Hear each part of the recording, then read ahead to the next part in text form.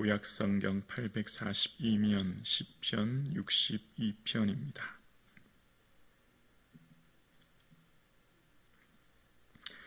하나님의 말씀입니다. 함께 고백드리겠습니다. 하나님이여 내게 은혜를 베푸소서. 사람이 나를 삼키려고 종일 치며 압제하나이다. 내 원수가 종일 나를 삼키려 하며 나를 교만하게 치는 자들이 많사오니 내가 두려워하는 날에는 내가 주를 의지하리이다. 내가 하나님을 의지하고 그 말씀을 찬송하올지라. 내가 하나님을 의지하였은즉 두려워하지 아니하리니 혈육을 가진 사람이 내게 어찌하리이까. 그들이 종일 내 말을 곡해하며 나를 치는 그들의 모든 생각은 사악이라. 그들이 내 생명을 엿보던 것 같이 또 모여 숨어 내 발자취를 지켜보나이다. 그들이 악을 행하고야 안전하오리까. 하나님이여 분노하사 뭇 백성을 낮추소서. 나의 유리함을 주께서 계수하셨사오니 나의 눈물을 주의 병에 담으소서. 이것이 주의 책에 기록되지 아니하였나이까. 내가 아뢰는 날에 내 원수들이 물러가리니 이것으로 하나님이 내 편임심을 내가 아나이다. 내가 하나님을 의지하여 그의 말씀을 찬송하며 여호와를 의지하여 그의 말씀을 찬송하리이다. 내가 하나님을 의지하였은즉 두려워하지 아니하리니 사람이 내게 어찌하리이까. 하나님이여 내가 주께 서운함이 있사온즉 내가 감사제를 주께 드리리니 주께서 내 생명을 사망에서 건지셨습니다.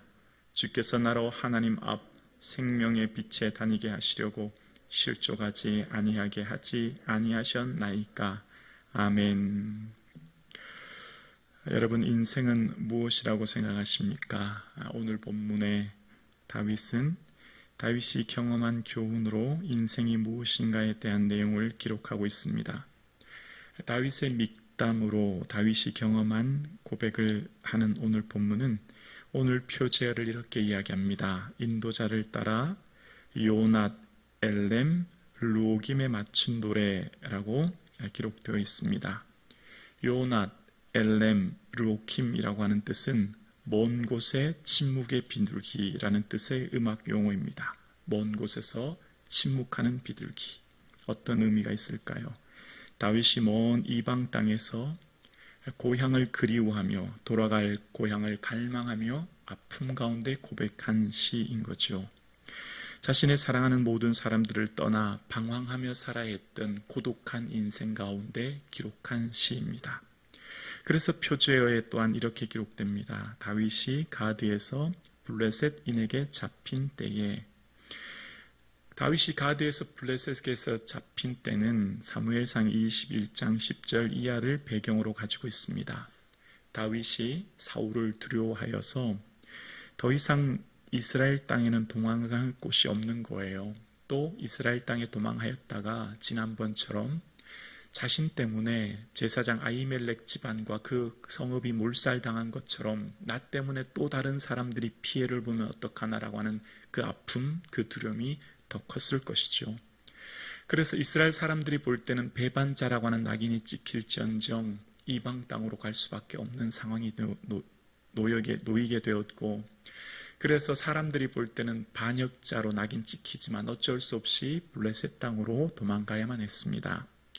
그때 블레셋의 6개 지역 중 하나인 가드로 가게 되는데 그 가드 지역에 있는 한 왕 앞에 잡히게 되죠.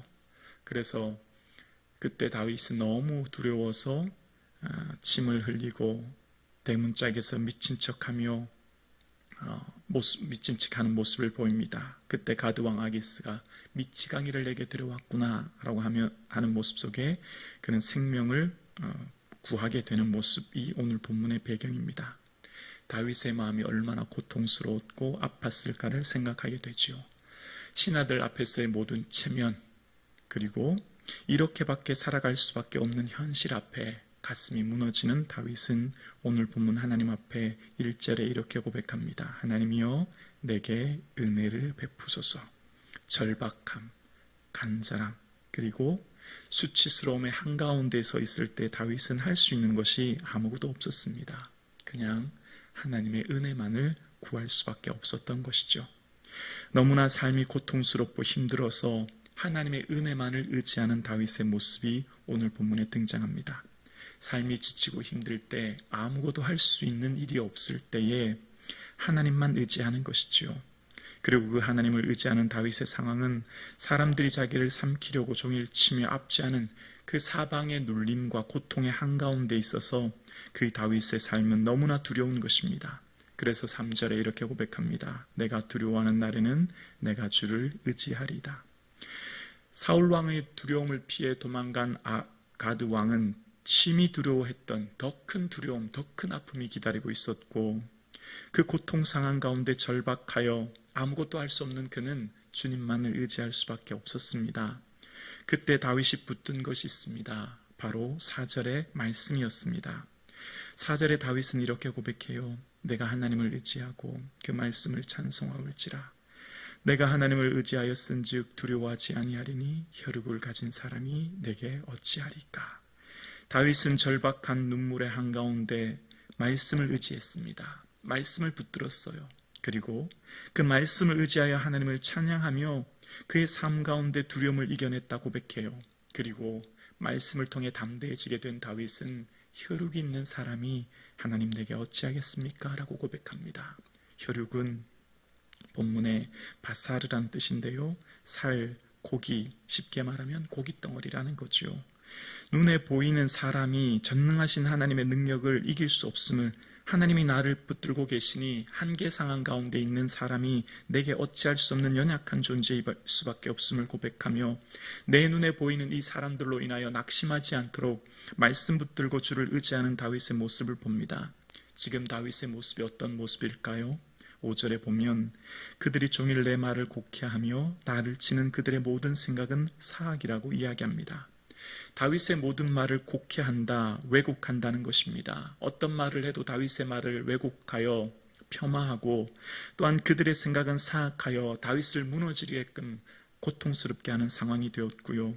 그래서 6절에 보면 다윗의 모든 생명을 죽이려고 엿보아 그의 걸어가는 모든 발자취를 지켜보고 있었다는 겁니다. 마치 맹수가 먹잇감의 발자국을 따라 추격하여 덮칠 기회를 노리듯이 다윗은 늘 적군의 추격 속에 삶의 위협 속에 살아갔던 모습을 봅니다. 여러분, 우리가 다윗이라면 어땠을까요? 우리는 다윗의 인생 전체를 관통해서 다윗이 언제 왕이 되었고 언제 하나님 부르심을 받아 생명이 끝나는지를 알지만 다윗은 이 고통의 한가운데 있을 때에 이 광야의 시간이 언제 끝날지를 몰랐어요. 우리는 다윗이 30세에 왕이 된다는 것도 알지만 실제 이 광야의 시간을 보냈던 다윗은 언제 내가 이 광야의 시간이 끝날지 또 언제 내가 왕이 되며 내 삶에 평안할 때가 언제인지를 전혀 모르는 안개 상황 가운데 있었거든요. 그러니까 지금 다윗은 내일을 알 수 없는 상황 가운데 마치 이 고난이 끝나지 않은 영원할 것 같은 고난의 한가운데 서 있는 것입니다. 다윗의 미래를 알 수 없고 오늘을 살아가는 다윗의 삶에 적군의 나라에 올 수밖에 없었던 다윗의 모습은 정말 절망 그 자체였던 것이죠. 그래서 다윗은 하나님 앞에 이런 고백을 합니다. 8절이에요. 나의 유리함을 주께서 계수하셨사오니 나의 눈물을 주의 병에 담으소서. 이것이 주의 책에 기록되지 아니하였나이까. 하나님, 나의 유리한 방황하는 시간 하나님 다 기록하고 계시죠?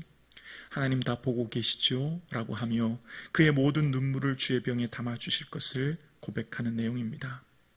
여러분, 시편을 읽어보면 믿음의 선배들의 한결같은 고백이 나오는데요. 그것은 바로 인생은 눈물이다라는 거예요.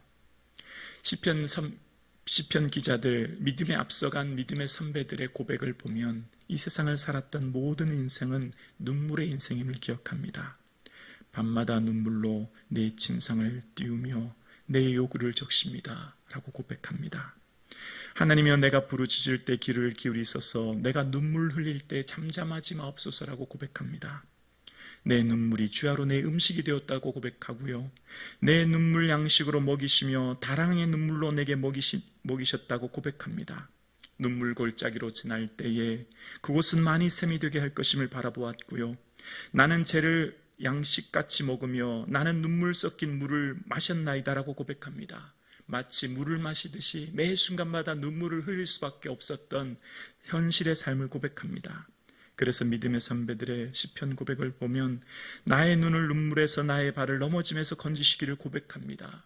그리고 그들의 눈물이 얼마나 크고 많았냐면 내 눈물을 시냇물같이 흘렀다고 고백합니다. 시편 기자들의 믿음의 선배들의 인생은 한결같은 눈물의 인생이었고 눈물 없이는 살아갈 수 없음을 고백합니다. 오늘 본문 다윗도 그랬습니다. 적국에서 숨어 지내야 되는 다윗, 수치스러움과 고통을 겪어야 했던 다윗, 아마 가만히 있어도 눈물이 흘렀을 것입니다. 구름만 보아도 산만 보아도 가슴이 무너지는 가운데 그는 눈물이 흐를 수밖에 없었던 것을 본문을 통해 봅니다. 그래서 하나님께 고백해요. 하나님, 제 이 눈물 기억해 주세요. 위로해 주세요라고 주님 앞에 고백하게 됩니다. 오늘 함께 예배드리시는 사랑하는 성도님, 오늘 저와 여러분의 삶도 어쩌면 눈물 가운데 이 예배를 드리고 계시지는 않으십니까? 눈물 가운데 주님 앞에 나오지는 않으셨습니까? 그러나 우리에게는 이 눈물 가운데 소망이 있습니다. 바로 다윗이 의지했던 하나님처럼 우리에게도 하나님이 계시기 때문입니다. 다윗의 하나님이 나의 하나님 되어주시기 때문입니다. 그래서 다윗은 9절에 이렇게 고백합니다. 내가 아뢰는 날에 내 원수들이 물러가리니 이것으로 하나님이 내 편이심을 내가 아나이다. 하나님 내 편이시죠? 하나님 나와 함께하고 계시죠? 하나님 내 마음 알고 계시죠? 아무리 원수들이 나를 압제하고 무너뜨리려고 하지만 하나님 나와 함께하고 계시죠? 라고 다윗은 고백하는 거예요. 그리고 다시금 마음을 다잡고 다윗은 말씀을 의지합니다. 10절에 내가 하나님을 의지하여 그의 말씀을 찬송하며 여호와를 의지하여 그의 말씀을 찬송하리다. 다윗은 끊임없이 붙드는 것이 말씀이었어요. 고난의 한가운데 다윗이 붙드는 것은 말씀이었고 그 말씀으로 주를 찬송하고 말씀으로 주님을 의지했습니다. 여러분, 고난의 시간은 말씀 붙드는 시간입니다. 고난의 시간은 말씀 의지하는 시간이에요. 말씀이 우리에게 위로가 됩니다. 이 말씀은 고난 중의 위로라. 주의 말씀이 나를 살리셨기 때문입니다. 말씀이 우리에게 위로이며 말씀이 우리를 살립니다. 눈물 가운데 계셨다면 말씀을 붙드실 수 있기를 주의 이름으로 축원합니다. 그래서 다윗이 다시 한번 고백합니다. 11절에 내가 하나님을 의지하였은즉 두려워하지 아니하리니 사람이 내게 어찌하리까. 오늘 본문의 다윗은 다시 고백해요. 사람이라고 하는 원어는 아담인데요, 이것은 흙이라고 하는 아담아로부터 지어진 존재를 말합니다. 조금 전에 하나님, 인생은 고깃덩어리와 같지 않습니까? 라고 고백했던 다윗이 다시 고백합니다. 하나님, 인생은 흙에 불과하지 않습니까? 이런 연약한 존재가 내게 어찌하겠습니까? 라고 고백하는 거예요. 영원하신 하나님, 전능하신 하나님을 믿기에 지금 내 주위의 원수들과 나를 압제하는 수많은 사람들이 보이지만 보이지 않는 영이신 하나님을 의지하며 하나님을 붙드는 거예요. 그리고 눈물과 눈물의 한가운데 있었던 다윗은 다시금 일어나 주님 앞에 감사의 고백과 예배를 드립니다. 12절입니다. 하나님이여, 내가 주께 서운함이 있었사온즉 내가 감사제를 주께 드리리니. 눈물 가운데 기도하는 자는 반드시 위로해 주십니다. 주님 앞에 울면 주님께서는 반드시 위로해 주시고 세임 주십니다. 그리고 주님은 반드시 그 마지막에 인생을 다시금 살아갈 살 소망과 은혜를 내려주신 줄로 믿습니다. 다윗은 주님 앞에 눈물로 기도하였고 어떤 사람도 의지할 곳 없는 그 이방 땅 적국에서 주님만 의지하였던 다윗을 주님이 위로해 주셨고 감사의 예배를 드리게 하셨습니다. 그 하나님이 우리의 하나님이십니다. 그 하나님이 지금 여기에 계십니다. 눈물의 인생을 살고 계십니까? 말씀 의지하십시오. 말씀을 붙들고 주께 엎드리면 주님께서는 세미한 음성으로 위로해 주시고 일어설 때는 감사의 고백을 하게 해 주실 줄로 믿습니다.